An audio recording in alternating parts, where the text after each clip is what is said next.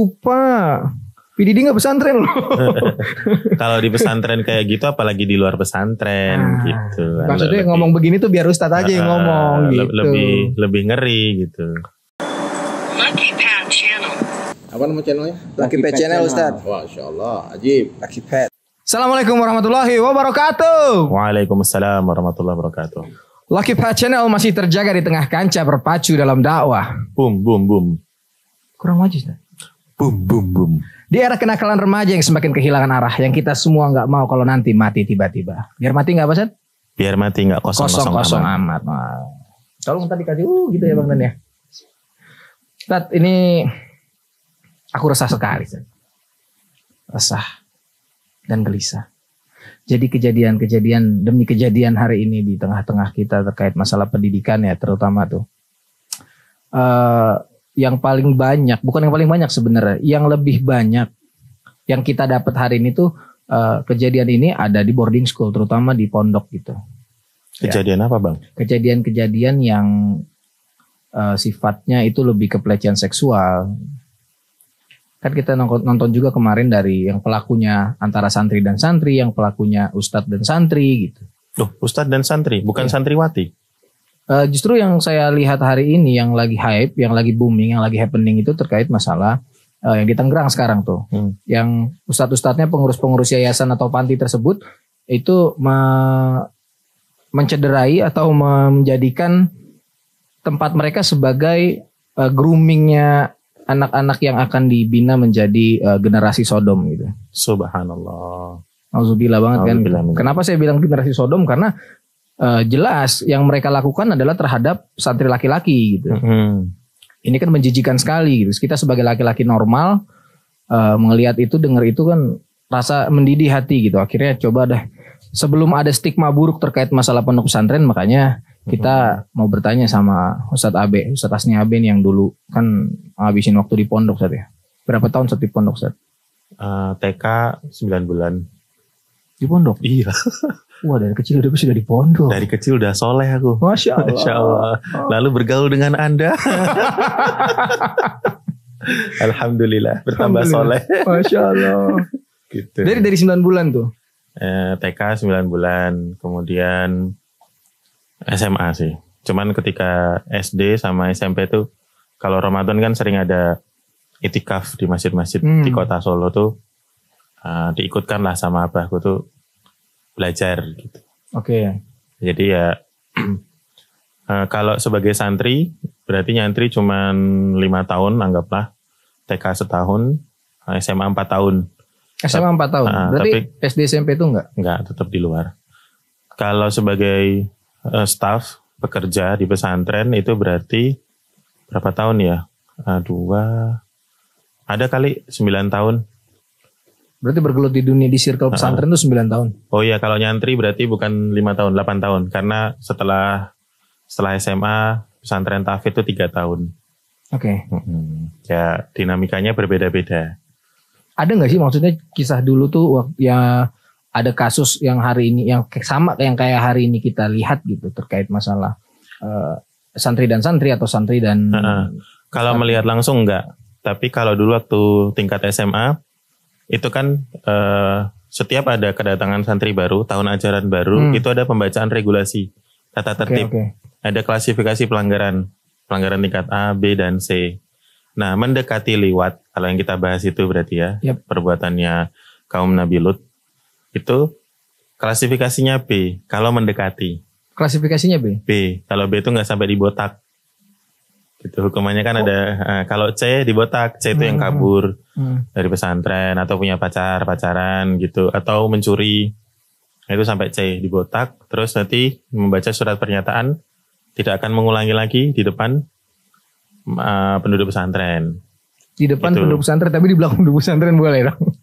Enggak, maksudnya setelah sholat asar, dia maju ke depan jamaah, terus baca surat itu, saya telah melakukan pelanggaran ini, dan siap. Oh, dia mengaku dihukum dan tentu minta didoakan supaya bisa berubah, bisa baik. Nah, kalau mendekati liwat itu klasifikasinya B, tidak dibotak tapi dicambuk. Wih. Tapi bukan pakai pecut, pakai sulak. Rotan. Sulak itu apa tuh? Oh, rotan. Rotan yang kemoceng itu loh. Nah, tangannya gini. 10 kali udah. 10 kali. Mendekati ya? Dan itu terjadi. Pernah aku ngelihat eksekusinya gitu. Eksekusi apa pas dia lagi melakukan? Nah, eksekusi. Eksekusi, oke. Ya, ada. Tapi pihak pesantren tempatku dulu belajar sudah antisipasi berupa regulasi. Jadi peraturan itu sudah disosialisasikan. Karena itu tingkat SMA. SMA, oke. Khair. Nah, tapi kan hal-hal kayak gitu sebenarnya kalau 10 kali itu mendekati aja atau dia udah melakukan? Mendekati, seperti misalnya kalau yang aku tahu kejadiannya itu korban sakit, dirawat di UKS. Oke. Dia kan istirahat. Nah, dijenguk sama temennya. Boleh dong dijenguk gitu. Nanti dibeliin lauk tambahan dan lain-lain. Nah, pas tidur gitu ntar dicium pipinya. Waduh, si korban tahu nggak kalau dia dicium pipi? Aku dapat rumor, ini nggak valid ya, ini rumor. Maudu ya, derajatnya maudu ya? Ya nggak tahu, cuman ada eksekusinya habis itu, ada peristiwa itu, dan ya berubah, ya bertobat orangnya, gitu. Karena kan didoakan, orang-orang menyaksikan itu dia biar jerah, tapi yang mendoakan biar banyak juga, gitu loh, berubah. Dan kayaknya setauku sekarang orangnya juga sudah berkeluarga, normal, biasa aja. Pelaku tolong boleh komen ya ke sini. Gitu. Saya tuh gini, Zat, kan hari ini supaya nggak banget seolah-olah tuh pondok pesantren menjadi sarang atau menjadi pusat ya untuk melakukan hal-hal asusila itu gitu. Padahal di luar pondok pesantren sebenarnya juga banyak gitu. Cuman nggak ke-expose. Cuma ketika yang kasusnya itu ada di pondok pesantren, gorengannya lebih banyak. Gitu. Cuma tapi kita juga nggak bisa nutup mata bahwa itu terjadi. Gitu. Nggak bisa tutup mata, nggak boleh tutup mulut. Nah, ini yang bahaya karena saya beberapa juga kemarin habis diskusi sama kawan kan, ternyata dia nemuin di salah satu pondok di Jawa Barat itu ada seorang ustadz di sana. Itu dia dengan dalih memerlukan tenaga tambahan untuk membantu, akhirnya diizinkan oleh pihak pondok. Si ustadz tersebut untuk mencari pembantu untuk membantu dia, teman untuk membantu dia gitu. Akhirnya dicarikanlah sama ustadz ini. Nah, singkat cerita ustadz ini udah dapet, ternyata yang diajak kerja untuk membantu dia di pondok pesantren tersebut adalah pacarnya, tapi laki. Oh gitu. Iya. Wow, ganteng nggak? Akhirnya dari situ mungkin tengsin saatnya. Ya. Buktinya ada kabar tersebut gitu. Mungkin tengsin. Cuman ini wallah alam ya. Kalau saya lupa mohon diluruskan yang kemarin memberikan kabar ke saya itu pihak pondok sudah menindak tegas terkait masalah hukum atau hanya diberikan teguran. Nah soalnya kalau hanya diberikan teguran pasti itu akan disepelekan, Ustaz. Saya yakin deh kalau cuma teguran dari pihak pondok terhadap si pelaku tidak diproses secara hukum atau tidak diproses secara hukum syariah, tapi nggak boleh ditegakkan ya.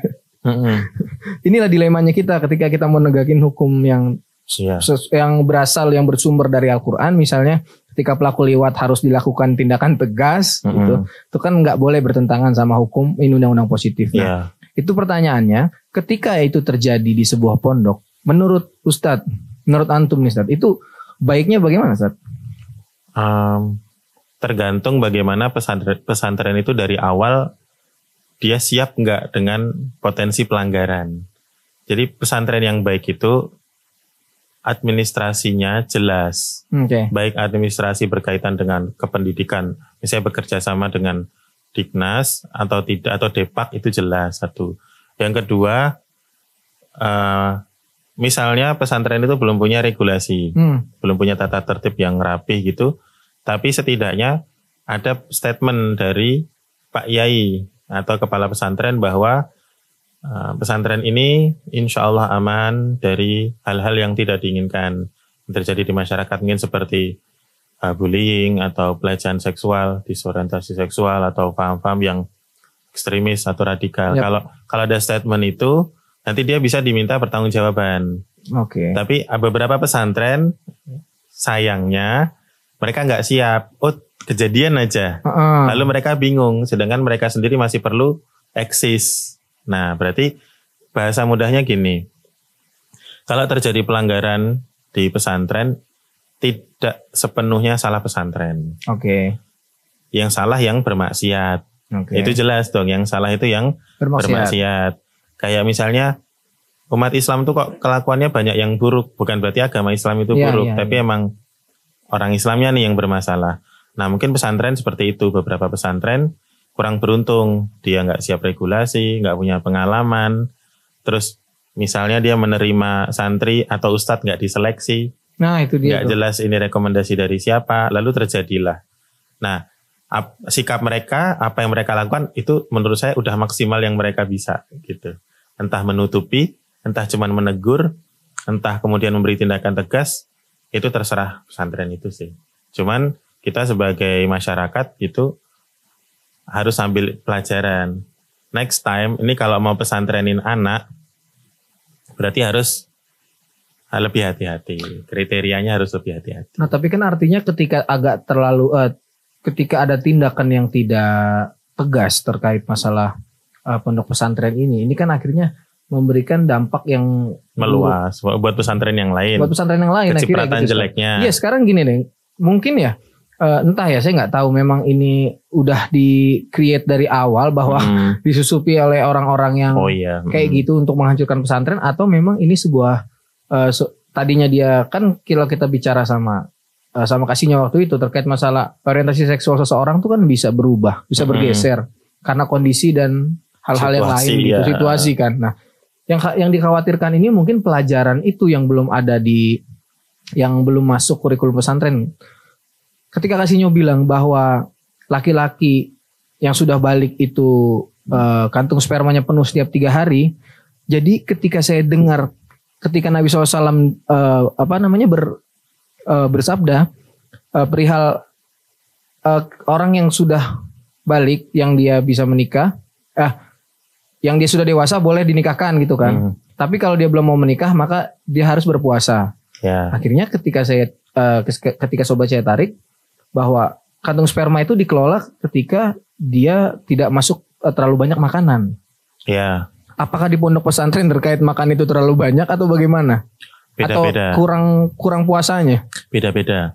Ada pesantren itu yang memberi makan santri sehari 2 kali. No lunch, nggak ada makan siang. Ada pesantren yang memberi makan 3 kali sehari, tapi menunya minimalis, tapi tetap enak. Ada pesantren yang ngasih makanan mewah.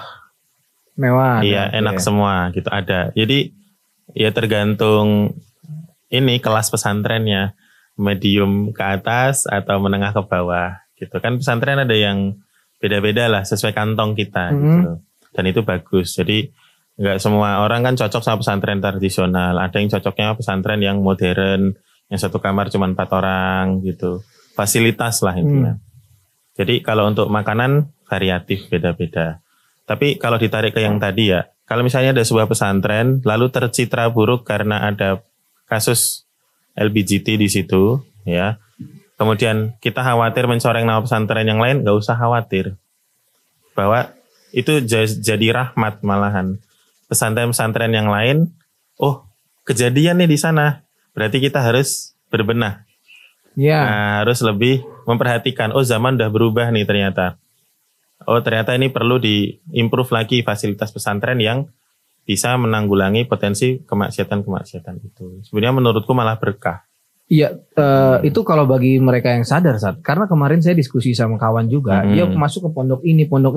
Ketika ditawarkan programnya untuk antisipasi LGBT, maksudnya supaya mengurangi tingkat orang-orang yang berfaham LGBT ini masuk ke dalam pondok pesantren gitu. Karena sebelum-sebelumnya yang saya dengar pun itu ada orang ketergantungan LGBT kayak ketergantungan narkoba ya. Iya, kenapa emang? Dia masuk ke dalam satu pondok, yang pondok itu awalnya ini aja fine-fine aja. Ketika dia masuk, dia menyebarkan virus-virus LGBT-nya tuh. Iya. Terkait masalah onani, terkait masalah mungkin cerita-cerita stensil gitu ya. Bukan buku ya, tapi dia cerita sama temannya, akhirnya itu kan membangkitkan gairah. Tidak bisa mengelola kantung sperma, akhirnya terjadilah. Nah itu yang mungkin kalau saya lihat pondok-pondok ini banyak, dari cerita teman saya sendiri, dia agak susah masuk ke pondok karena pondok takut ketika dia mengadakan kegiatan tersebut, dikhawatirkan orang-orang berstigma bahwa eh, pondok tersebut sudah ada pelaku dan pernah kejadian. Ya, berarti kan nggak siap pesantren. Berarti mungkin cara kita yang agak belok, Bang, muter dikit. Misalnya gini, berkunjung silaturahmi, kemudian sharing tentang masalah penyimpangan seksual di pesantren. Kita tanya, nggak langsung menawarkan seminar misalnya, tidak menawarkan kita akan menjadi pembicara, memberi edukasi, enggak, tapi bertanya, Pak Yai di sini pernah nggak kan di dalam Islam misalnya kita cari titik temu yang sama. Dalam Islam itu kan ada namanya syaddu dzari'ah. Oke. Mencegah sebelum daripada mengobati, mencegah potensi munculnya perbuatan kaum Nabi Lut gitu. Kalau di sini seperti apa ya Pak Yai misalnya? Dan itu kita bisa basa-basi. Saya sebenarnya mau daftarin anak sama saudara di sini. Ini gimana ya kalau di sini? Kita pura-pura survei gitu loh Bang. Santai-santai ngerti nih akhirnya. Oh kalau yang datang Bapak Suhendra, jangan-jangan dia mau survei gitu. Mungkin nanti dia, kalau yang pesantren yang sudah rapih gitu manajemennya dan lain-lain, mungkin dia bisa cerita banyak. Oh kita stepnya begini dan lain-lain gitu. Karena semodern apapun pesantren dengan CCTV yang lengkap, regulasi yang bagus, tetap pernah kejadian kok di dekat kita sini daerah Jakarta ada. Dan itu pesantren bagus. Cuman karena di awal mereka udah siap, ya udah langsung di-cut aja 2 orang. Oke, daripada selesai. Jadi toksik di dalam pondok tersebut. Iya, langsung di-cut 2 orang dan bikin berita rilis gitu. Oh, itu keren itu. Cuman untuk yang pesantren yang belum siap, ya berarti kita harus lebih lembut, lebih banyak triknya gitu. Nah, kemudian mengedukasi pesantren ini kan perlu orang ketiga. Misalnya kita punya kontennya nih, punya ahlinya dalam masalah penanggulangan disorientasi seksual. Terus kita punya target pesantren yang mau kita berbagi. Nah, sebaiknya ada orang tengah, orang ketiga yang akrab dengan dia, akrab dengan kita. Oh, jadi nggak bypass langsung gitu, barangkali. Jadi sebetulnya pesantren pun senang kalau ada tambahan edukasi. Bahkan bukan cuma masalah LGBT, tentang narkoba pun perlu. Kalau beberapa kiai yang cukup banyak bergaul, itu malah merencanakan kita perlu mengundang aparat biar mereka yang menyampaikan. Nanti misalnya hendak menyampaikan masalah nasionalisme, patriotisme gitu, 17-an gitu kali Pak Ustadz ya. Itu pembicaranya jangan Ustadz, tapi pembicaranya yang ceramah pas upacara tuh jenderal misalnya. Nah itu kan kayaknya lebih kena, lebih gitu, relate ya. Lebih relate gitu. Ya ada ulamanya, ada itu. Kayaknya cara kita aja deh Bang. Gitu kalau ya, kita emang sayang sama pesantren ya. Tapi kalau mungkin itu pesantrennya benar. Berarti kan ini pesantren yang baik. Kalau pesantren yang kalau ternyata perbuatan LGBT-nya itu dikerjakan oleh pengurusnya, nah ini kayak kita Tangerang nih. Ya kita tutup gitu aja. Ini tutup aja nih. Iya benar, tutup aja. Dan harusnya juga kemarin artis-artis yang sempat speak up juga karena dia kan diundang ke TV-TV kan. Jujur aja itu kita sebagai laki ya, itu ngelihat itu kan korban-korban anak-anak kecil yang akhirnya nanti ya jadi pelaku nanti karena ternyata kemungkinan ya yang jadi pelaku hari ini tuh dia pernah jadi korban dulu gitu. Mirip dah kayak kasusnya hari ini yang itu rame juga di Amerika kan, kasus P Diddy itu kan si pelaku ini si korban pernah jadi pelaku, si korban akhirnya jadi pelaku gitu loh. Karena dia membalas dendam. Iya bisa jadi dia udah kena sama P Diddy, akhirnya dia tarik tarik Justin Bieber buat dihantam juga sama P Diddy. Apa yang enggang sekarang jalannya Sat? Entah itu ambeien, entah itu growak, itu duburnya nggak, sumpah itu jalannya begitu. Ini ngeri tuh. Nah apalagi kita tarik ini ke pondok juga kan.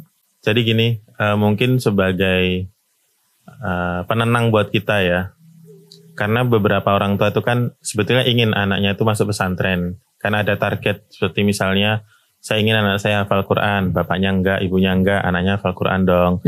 Bapak ibunya enggak ngerti agama, anaknya ngerti dong gitu. Sehingga mulai ada keraguan, masukin pesantren enggak ya? Berarti kita perlu tips nih, pesantren seperti apa yang cocok untuk anak. Nah, cara mencari pesantren itu tetap yang paling utama rekomendasi. Rekomendasi dulu dari ustadz yang kita sudah dekat, sudah akrab. Nanti biasanya Ustadz itu punya beberapa informasi rekomendasi gitu. Program yang diinginkan Bapak Ibu seperti apa? Apakah hafal 30 juz atau hafalannya sedikit aja tapi bahasa Arabnya bagus, atau yang ada diknasnya, agamanya dapat, duniawinya dapat, atau yang seperti apa? Yang bisa ada latihan militernya juga gitu. Wallahu a'lam. Memanah, berkuda, berenang ya itu gitu. maksudnya kan sunnah kan, betul ya. Nanti kan setelah jelas maksud keinginannya apa, disesuaikan dong, ada harga, ada fasilitas, cocokin lagi. Nah kemudian survei. Kalau ulama zaman dulu itu tinggal bersama gurunya, gitu. Sebelum belajar itu menetap dulu di sekitar rumah gurunya itu sampai 2 bulan, 3 bulan. Selain melihat, ngegambar dulu dia. Iya, biar tahu situasinya gitu. Dia nggak langsung belajar, nggak langsung berguru, tapi melihat, orangnya alim, akhlaknya bagus, penyantun, karom itu banyak memberi. Dermawan. Ternyata metode pengajarannya asik, baru dia belajar. Gitu, ini bagus. Metode yang kayak gitu tuh bagus. Daripada kita datang langsung belajar, ternyata nggak cocok, lalu mundur. Itu nanti barokahnya berkurang. Nanti jadi kebiasaan buruk pindah-pindah pesantren. Gampang nyerah seakan-akan. Jadi rekomendasi itu nomor 1. Yang kedua survei. Gitu. Yang ketiga akreditasinya mungkin ya. Ya dialog sih. Kayaknya kalau anak itu kan kita perlu dialog sama pemilik pesantren. Terus lihat lingkungan tempat pesantren itu. Jadi misalnya kalau kita mau mempesantrenkan anak ke daerah, berarti kan di luar Jabodetabek, ke daerah gitu, yang village, yang desa gitu, maka kita perlu cari tahu demografi kampung itu. Kampung tersebut ya. Ini orang-orang kampung sini tata keramanya seperti apa? Banyak maksiat merebak di situ enggak? Kalau ternyata di situ banyak perjudian, banyak pemancingan yang dijadikan judi, banyak perzinahan, ya jangan. Dia belajar agama tapi pas liburan atau keluar yang dilihat masyarakat yang rusak, peradaban yang rendah gitu, jangan gitu. Enggak recommended sih buat saya ya, tapi lagi-lagi kemampuan orang tua beda-beda, enggak salah tapi ya silahkan diwanti-wanti gitu. Tapi kalau ke kota, pastikan juga pengawasannya seperti apa. Karena di kota itu juga lebih tercukupi kan hal-hal yang sifatnya hiburan gitu. Maka perlu nggak usah buru-buru. Jadi survei itu bukan cuma lihat tempat, tapi lihat bagaimana menangani kasus. Itu tanyakan ke gurunya, ke ustadznya. Ustadz nih kalau anak berantem gimana nanganinnya? Ustadz kalau anak mencuri bagaimana? Ustadz kalau anak sakit gimana penanganannya? Oke, jadi di situ kita dapat poin ya, gimana nih pondok ketika anak bermasalah, bagaimana penanganannya? Tanya. Nah, semakin luas Ustadz itu menjawab, semakin siap pesantren itu mencegah daripada memperbaiki, ya ini berarti recommended. Ya, ini maksudnya kita bahas ini tuh supaya stigma terkait masalah pesantren nih nggak berlarut-larut gitu. Ada satu pesantren yang melakukan hal menjijikan, lalu tiba-tiba semua pesantren dipukul rata. Apalagi orang-orang liberalis ini kan akhirnya tuh lihat tuh pelakunya pesantren lagi, lu lupa PDD nggak pesantren loh. Kalau di pesantren kayak gitu, apalagi di luar pesantren gitu. Maksudnya ngomong begini tuh biar Ustadz aja yang ngomong gitu. Lebih ngeri gitu. Ngeri Ustadz. Jadi gini kemarin, ini kan terkait masalah penyimpangan seksual. Tadi Ustadz sempat menyinggung juga masalah narkoba. Masuk ke dalam pondok pesantren, masuk ke sekolah-sekolah. Dan hari ini yang banyak masuk narkoba itu ke sekolah-sekolah umum. Kalau pesantren aku belum dapat kabar. Karena di pesantren itu, di pesantren-pesantren yang teman-temanku belajar, itu rokok pelanggaran keras. Diharamkan gitu. Nggak boleh, apalagi sampai narkoba. Adapun setelah lulus atau keluar dari pesantren, itu terlepas itu, ada yang pakai, beda. Ternyata ada gitu. Tapi memang pintu awalnya rokok. Nah, itu juga terkait masalah narkoba itu lebih banyak di sekolah. Sekolah itu Ustaz. Gimana caranya mereka masukin? Yang paling gampang nih hari ini kan ganja agak susah. Ganja itu agak susah hari ini. Penjualan menurun ya? Ganja itu agak susah ya. Untuk masuk untuk didapat hari ini, kecuali saya mau ngomong nggak boleh ya. Bahasa Allah diterima ke orang untuk hal yang buruk kan nggak boleh kan? Apa itu maksudnya? Ilaman rahimahullah gitu, kecuali orang mati akhirnya mendapatin ganja gitu kan nggak boleh kan? Iya, makanya saya nggak jadi karena kebiasaan gitu. Pakai bahasa Arab, maaf ya. Yalah. Gini Zat, kalau kita menarik terkait masalah tadi, ibu-ibu bapak-bapak, para orang tua yang dia khawatir terkait masalah anaknya masuk pondok pesantren nanti begini, harus adil juga sebenarnya. Ketika mereka narik kasus-kasus yang terjadi di lapangan hari ini bukan cuma di pondok pesantren, tapi di sekolah umum juga, di sekolah boarding school juga yang basicnya bukan pendidikan Islam gitu. Ini kan agak kurang adil sebenarnya hari ini saya lihat. Balik lagi ketika Islam yang melakukan pelanggaran digoreng. Orang Islam yang melakukan pelanggaran gorengnya lama banget nih. Ya mungkin memang kita targetnya sebenarnya bersyukur juga sih ketika orang liberalis menghantam Islam itu sebenarnya sudah sunatullah gitu, karena nggak mungkin kebatilan itu berada satu tempat dengan yang hak. Iya. Singkat padat biar mati nggak kosong-kosong. Masya Allah. Jadi ya memang begitu Sat ya. Tapi gini Bang, mau sekolah di luar atau mau pesantren, sebetulnya tanggung jawab pendidikan anak itu orang tua. Nah, jadi orang tua itu kepada pesantren itu minta tolong, kepada sekolah SD, SMP, SMA itu minta tolong. Ini tolong anak saya dididik, diajari biar jadi manusia yang beradab, yang bermoral dan lain. Itu kita akadnya minta tolong, nitip. Kalau ke pesantren berarti kita nitip. Nah, orang yang dititipi dia harus amanah. Orang yang menitip bayar parkir lah gitu. Setidaknya kewajiban sebagai orang tua tuh ya ditunaikan gitu. Nah, tapi tetap ketika pulang dikembalikan seutuhnya pengasuhan itu ke orang tua. Nah, kalau anak itu dari rumahnya itu sudah dibekali dengan pendidikan yang cukup gitu, ketahanan diri dan lain-lain, nanti di pesantren juga bagus, di sekolah umum juga bagus gitu. Berarti ini kan problemnya dari rumahnya. Oh jadi benar dari awal tuh mindsetnya harus dibentuk ya? Dibentuk bahwa orang tua itu minta tolong. Gak bisa terus masukin pesantren nanti jadi soleh. Alhamdulillah Aziz tambah soleh sih. Masya Allah, dia dari sebelum pesantren udah soleh. Masuk pesantren tambah soleh. Tawarin anak kiai berapa kali beliau kan, subhanallah. Oh berarti ketika orang bilang, ini mungkin kebanyakan gini, mungkin termasuk saya gitu. Ketika anak nakal dikit, susah banget kamu, ntar dibawa pesantren aja deh biar bisa dibilangin sama ustadz-ustadzah gitu. Ya alhamdulillah ustadz-ustadz tuh ya udah deh gitu loh. Tapi enggak maksudnya diterima. Berangkat dari mindset itu sebenarnya nggak boleh kan ketika, maksudnya kurang tepat, bukan nggak boleh, kurang tepat gitu. Buat beberapa orang tua yang tidak memiliki ilmu, itu kadang-kadang jadi jalan satu-satunya. Tapi penyampaian diksi itu kepada anak gimana? Oh kamu bandel di pesantrenin aja. Kan saya bandel turunan bapak. Dari bapak saya dapatnya. Iya untuk orang ya. Kalau orang gitu. Kalau saya kan gak bandel gitu. Gitu. Kalau anak bisa jawab kan lah saya bandel dapat dari siapa. Gitu lah. Jadi cuman beberapa pesantren itu unik. Dia menseleksi betul. Jadi yang diseleksi bukan cuma anak, tapi orang tua. Oh jadi dipanggil orang tuanya? Iya, interview. Ada wawancara gitu, ada wawancaranya.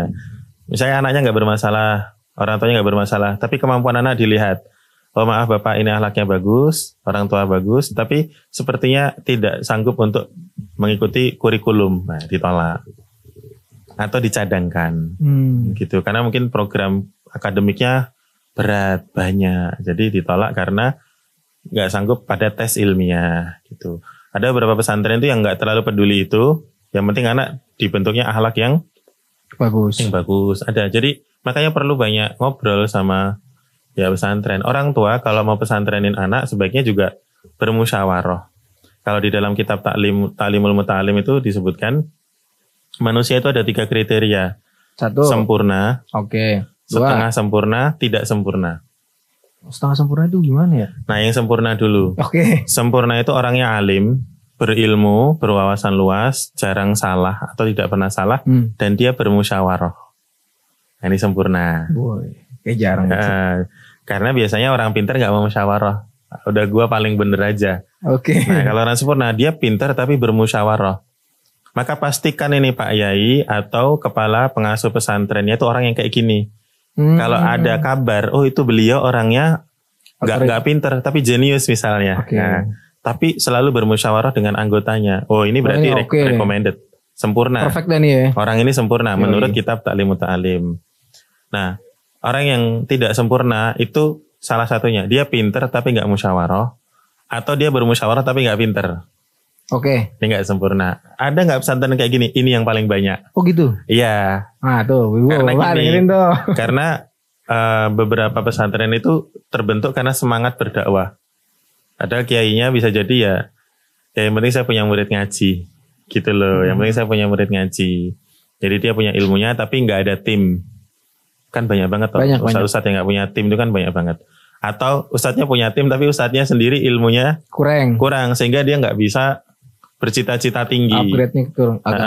Jadi bahkan nggak bisa ngupgrade. Kualitas pesantren di akhirnya segitu. Stagnan di situ aja. Tapi kalau kualitas pengasuh pesantrennya, Pak Kiainya itu unggul, itu progresnya kemungkinan masa depannya panjang. Gitu karena ide barunya ada terus. Gitu. Nah yang tidak sempurna sudahlah tidak berilmu, tidak bermusyawarah. Nah, ini berarti ada nggak pesantren kayak gini? Banyak. Ya banyak gitu. Maka mungkin ini bisa buat tambahan teman-teman pemirsa bahwa justru mau daftar sekolah umum atau mau ke pesantren, sharing dulu. Kepada siapa? Kepada yang berpengetahuan. Fas'alu ahla dzikri in kuntum la ta'lamun. Tanya sama yang sudah berkecimpung di dalam dunia pendidikan itu. Insya Allah kalau guru, ustadz didatengin rumahnya, diminta nasihat, itu selalu terbuka. Umumnya begitu. Atau ditemuin di masjid juga senang. Kemudian kaidah yang lain yang bisa kita terapkan itu wa'tul buyuta min abwabiha. Datangilah rumah itu dari pintu depan. Artinya tuh? Maksudnya ya datangi ahlinya gitu. Kalau Bapak Suhendra ingin anaknya jadi saintis, ya masukkan ke sekolah sains. Jangan di pesantren. Kalau anak mau dijadikan alim ulama, masukkan ke pesantren yang programnya berjenjang, berkesinambungan, betul-betul memahami agama. Kalau ya pada tempatnya ya. Iya, jadi lihat nih anak bakatnya di mana, jangan dipaksakan. Oh ini anak bakatnya begini-begini, kecenderungannya begini, tapi dipaksakan ke jalan yang lain. Kadang-kadang nggak tepat. Kadang-kadang kenakalan itu muncul karena karena tempatnya nggak tepat ya. Gitu. Wallahu a'lam. Ya misalnya kalau emang dia pinternya untuk berdagang, dagangnya dagang yang halal gitu. Ada pesantren pengusaha juga ada. Pesantren pengusaha? Ada, pesantren IT ada, pesantren pengusaha ada, pesantren apa? Banyak macam-macam lah. Pesantren saintis ada nggak? Pesantren sains ada, cuman mahalnya luar biasa. Yang basicnya saintis. Maksudnya biar orang-orang nih nanti kalau mau bikin produk nggak sembarangan gitu, Ustaz. Ya tapi yang diajari ya basic-basicnya. Kalau itu tingkatnya SMP ya biasa-biasa. Tapi kalau SMA mungkin lebih baik ke sekolah yang memang sudah masyhur lah gitu. Tapi boleh nggak kasih kita tambahan lagi, Ustaz? Itu boleh, Pet. Oke, Ustaz. Jadi bisa dilupakan ke distract. Ini umur berapa sih sebenarnya idealnya anak masuk pondok pesantren tuh? Apa dari kecil ke SD kelas 1 gitu kita masukin pesantren? Secara umum anak itu masih butuh dalam pengasuhan pengawasan orang tua tuh sampai usia 12. Okay. Paling enggak SD itu masih di rumah. SD kelas 6 tuh masih di rumah. Ini kalau keluarganya normal ya, Bapak Ibu ada berkemampuan, nah itu silahkan. Yang penting masih dalam pengawasan kita. Kemudian idealnya itu di SMP karena itu sekaligus pembentukan karakter, penguatan karakter. Adab-adab itu bisa dikuatkan saat SMP. Kemandirian bisa dibangun saat SMP. Karena kita ngelepas, tapi target utamanya itu kemandirian. Nanti dia cuci sendiri, nanti dia bermasyarakat 24 jam dengan teman-temannya, nggak pulang gitu. Jadi belajar untuk berinteraksi dengan orang lain. Dan anak SMP itu lebih mudah nurut daripada anak SMA. Aduh, anak saya SMA lagi saya masukin. Maka sebaiknya dicarikan tempat, kalau ini SMP ya, guru-gurunya yang sudah berpengalaman gitu. At least paling tidak ada senioritas dalam hal menghukum. Misalnya ini ada kepengurusan di tingkat SMP, ada kakak kelas, adik kelas. Kakak kelas itu sifatnya sebagai organisator aja kegiatan harian. Gak boleh menghukum itu? Gak boleh. Gak boleh menghukum. Sebaiknya hukuman itu tetap dihandle oleh ustadz. Dan ustadz kan berpengalaman dan bermusyawarah. Nah itu yang penting. Soalnya ada teman saya dulu waktu pengurus jadi di pondok pesantren, itu dia menghukum ustadz. Coba dicolek dulu bang orangnya bang. Nah nanti kan orang kalau gak berilmu ngawur. Melampaui batas gitu loh. Entah salah hukumannya, entah melampaui batas. Kalau SMA cocok nggak di pesantrenin dialog tanya anaknya. Karena sebetulnya usia 16 itu sudah mulai diskusi, sudah nggak bisa dipaksa banget. Gitu. Ini menarik sebenarnya ketika ada senioritas di dalam sana, lalu si adik kelas ini merasa dia kok lu kayak ngebully gue, akhirnya melawan, itu sebenarnya salah nggak sih? Kalau melawan kezoliman itu harus. Tuh, melawan kezoliman itu harus gitu. Cuman sebaiknya tadi orang tua bertanya, ini kalau anak saya dibully, dizolimi, dia harus bagaimana? Kepada pihak pondok. Iya. Oke. Nanti dia mungkin lapor lah ke gurunya atau bagaimana gitu. Oh, lapor dulu. Katakanlah ada kasus dipukul. Dipukul nih anaknya kan tadi teknisnya harus ngadu dulu ke pihak pondok. Kata pihak pondok ya udah begini-gini aja ditegakkan. Ternyata pihak pondok tidak memberikan keadilan di sana, Ustaz. Harusnya kan kalau pukul balas pukul kan, jangan disuruh maafin gitu. Gimana ya itu ya? Nah itu gimana itu, Ustaz? Ini makin menarik ini, Bang. Nah itu silakan ditanya aja ke pesantrennya bagaimana mereka merespon pelanggaran. Kalau menurut itu. Ustaz, menurut ente nih, Ustaz? Kalau aku sih nggak pengen buru-buru. Kalau aku sama teman-teman di pesantren, kita tuh apa-apa selalu musyawarah. Misalnya ada santri memukul temannya, berantem lah. Nah, itu dipertemukan. Santri dipukul nggak melawan karena ada di awal ketika orang tua bertanya, Ustadz bagaimana ketika anak saya dipukul? Kan harus ngadu ke kami dulu gitu. Anaknya dipukul nih nggak ngelawan. Ketika ngadu ke pihak pondok, lalu pondok tidak memberikan keputusan yang adil gitu. Harusnya kan pukul balas pukul. Oh iya. Alhamdulillah kita belum pernah kejadian serius. Kalau di kami itu ketika santri masuk, sambutannya itu adalah memperkenalkan. Oke. Jadi santri baru ini kami kenalkan dengan kakak-kakak kelas kalian. Ini namanya ini, namanya ini, namanya ini. Aturannya di sini adalah yang muda menghormati yang tua. Adik kelas hormati kakak kelas. Kakak kelas sayangi adik kelas. Sayangi ya. Bahasanya begitu. Kita pakai bahasa syar'i, irham, sayangi. Nah, menyayangi itu kan bukan berarti ngebelai gitu. Seperti pikiran orang-orang kotor itu. Enggak, kita jelaskan menyayangi itu bagaimana. Ada, rinciannya ada. Jadi ya dibantu kalau susah, kebutuhannya apa, dikasih tahu. Dan ada larangan. Kelas 7 tidak boleh masuk kelas 8. Kelas Nggak boleh masuk kamarnya. Nggak boleh. Kelas 8 boleh masuk kamar kelas 7? Nggak boleh. Sama juga. Sebaliknya Nggak boleh. Berarti ini tidak ada senioritas di sana. Nggak boleh. Jadi senioritas lebih pada keteladanan dan khidmah. Jadi yang tua memberikan contoh yang baik kepada yang lebih muda. Yang tua memberikan pelayanan. Kalau adiknya bingung, ini belajarnya gimana Kak? Itu mereka baru turun tangan. Tapi kalau ada pelanggaran, mereka sifatnya saling menasehati, lalu melapor ke Ustadz. Nah Ustadz yang menindak lanjuti. Gimana cara ngelihat kriteria guru yang baik? Menerawang ya? Gak tahu itu aku Bang. Gak tahu. Cuman gimana ya? Lagi-lagi kita mungkin bisa melihat sosok pemimpin pengasuh pesantrennya. Karena kan dia memilih timnya itu gak sembarangan. Pesantren itu kan banyak jenisnya, program pendidikannya. Ya kita mau yang seperti apa kan sudah mengerucut, sudah terseleksi. Nah, cari yang paling dekat secara emosional.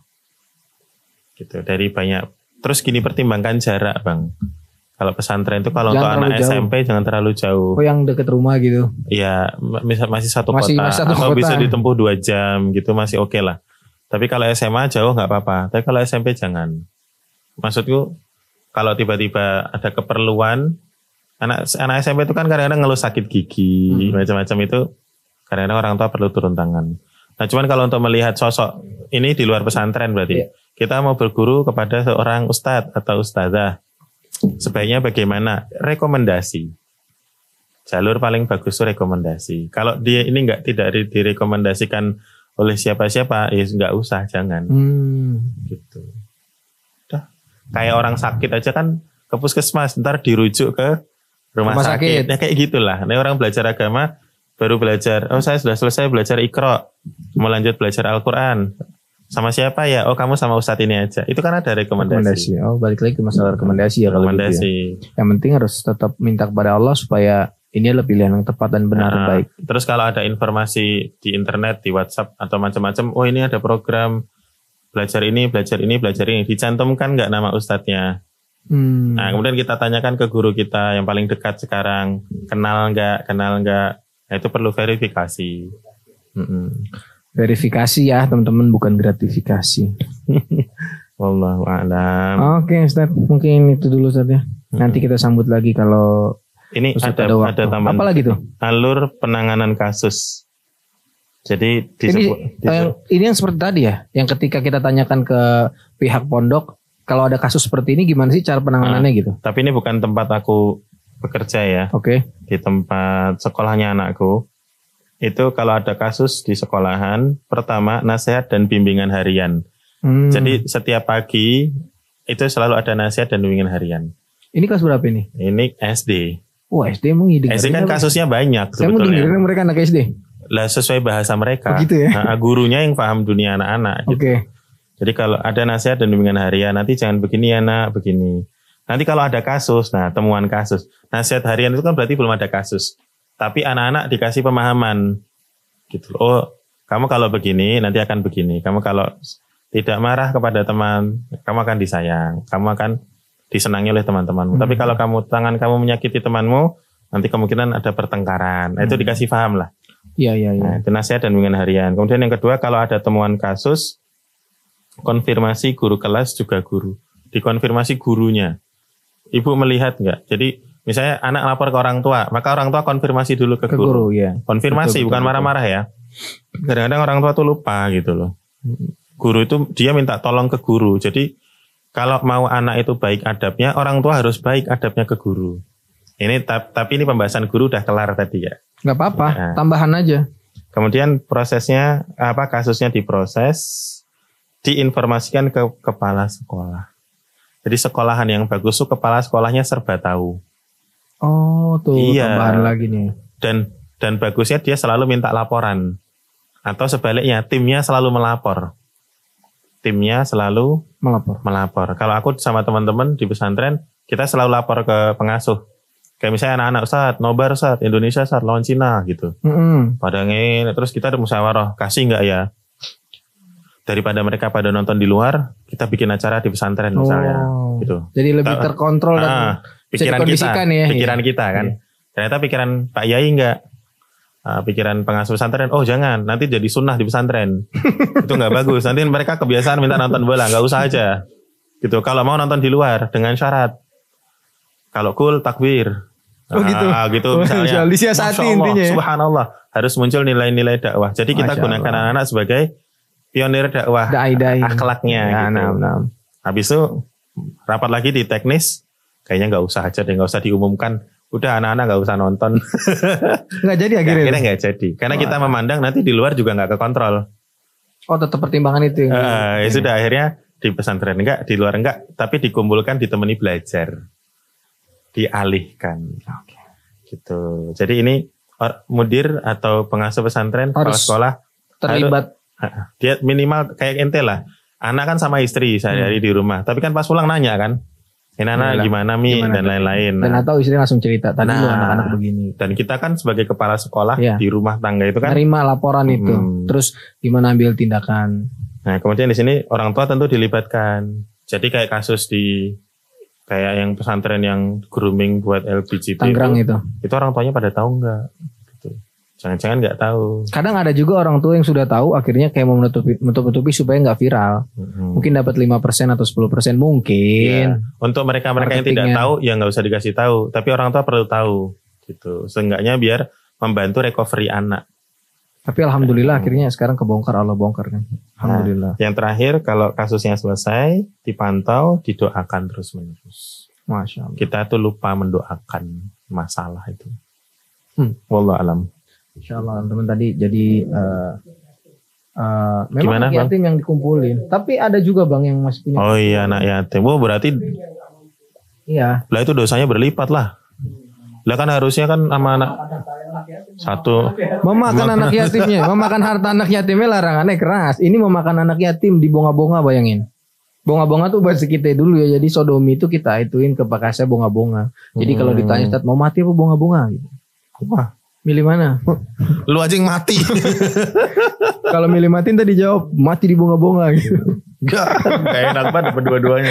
Oke teman-teman, itu jadi tadi kesimpulannya akhirnya kita ketika melihat atau mendengar kata pesantren jangan lagi antipati karena kejadian-kejadian yang terjadi di tengah-tengah kita. Ya ini memang sudah terjadi gitu. Dan nggak semua pesantren atau nggak semua sekolahan umum itu pasti buruk. Kayak pesantren seakan-akan karena dia boarding, karena dia nginep, dia di dalam asrama gitu. Ya memang tingkat ininya kejahatan terkait seksualnya lebih tinggi. Tapi bagaimana balik lagi si pesantren tersebut seperti yang Ustaz Abi bilang tadi menangani kasus ketika ada ini problem gitu. Ya itu ikhtiarnya pesantren dan orang tua, tapi tetap harus banyak-banyak minta perlindungan kepada Allah. Nah makanya Ustaz Abi bilang tadi harus kita banyak interaksi juga sama guru-gurunya, sama ustadz-ustadznya gitu. Jadi nggak pasif, jangan seakan-akan kita udah naruh begitu aja semua tanggung jawab ini pondok. Itu sebuah hal yang salah, keliru itu. Asik, gue jadi serius banget bahasa gue. Ini gara-gara mic baru nih. Iya. Tadi disuruhnya kan suara yang bulat begitu. Jadi gue kayak nggak keluar gitu, Cang. Ya kan kayak gitu kan akhirnya, Ustaz. Jangan dengerin nih teman-teman liberal ya, bukan teman-teman sini, orang-orang liberal nih. Ketika dapat exposure, ketika dapat kasus yang terjadi di pondok, kenceng banget teriaknya itu. Lihat tuh pondok tuh emang buat ngumpul-ngumpulin kayak begitu, banyak kesempatan. Jangan dipondokin deh anaknya gitu. Ya besok kalau ada kasus di sekolah umum, jangan di sekolah umum deh, di rumah aja gitu. Itu orang liberal itu. Lu ngapain sih ngomentarin hidup orang mulu gitu ya? Ya kan semua ada waktu saat. Iya sih. Waktunya banyak mereka itu gitu. Intinya gitu teman-teman, jadi jangan antipati sama pondok pesantren. Balik lagi masalah ketika mau masukin anak harus targetnya apa dulu nih, anak mau jadi penghafal Quran, anak mau jadi pinter teknologi atau lain-lain, itu balik lagi teman-teman. Tapi intinya pondok masih tetap menjadi solusi buat teman-teman yang kira-kiranya ilmunya kurang kayak gue nih. Nanti ke depan anak ya insya Allah masuk pesantren gitu. Di kota gitu, apa di desa? Kayak di desa deh kalau SMA. Yakin? Karena SMA anakannya masuknya. Ya ada satu ayat yang berbunyi inna khaira man istajartal qawiyul amin. Sesungguhnya yang paling berat untuk kamu upah. Oke. Itu yang al-qawiyyu al-aminu, yang profesional dan amanah. Jadi menentukan pesantren pun bisa pakai kaidah ini. Jadi cari pesantren yang profesional dalam artian jelas kurikulumnya, jelas pengasuhannya, jelas fasilitasnya. 3 itu. Dan kurikulum, ada tokohnya ya. Ya tadi kurikulum, pengasuhan dan fasilitas. Kemudian mereka amanah. Gitu. Amanah itu berarti memang jiwanya, ruh gurunya itu benar-benar guru yang lillahi ta'ala. Bukan berarti nggak mau digaji ya. Mau, mereka digaji besar pun mau. Tapi ya tidak zalim, tidak berbuat zalim. Insyaallah. Mudah-mudahan nanti ketemu pesantren ya. Amin. Udah saya targetin daerah Boyolali gitu kan, daerah Solo gitu. Ya, oke teman-teman gitu ya. Jangan lupa like, comment, dan subscribe nanti kalau lu udah tonton ini semua. Semoga ini bermanfaat biar kita semua mati nggak kosong-kosong amat. Jangan lupa like, comment, dan share. Barakallahu fiik. Subhanakallahumma wa bihamdika. Assalamualaikum warahmatullahi wabarakatuh. Waalaikumsalam warahmatullahi wabarakatuh. Stay strong, stay healthy. قد أفلح المؤمنون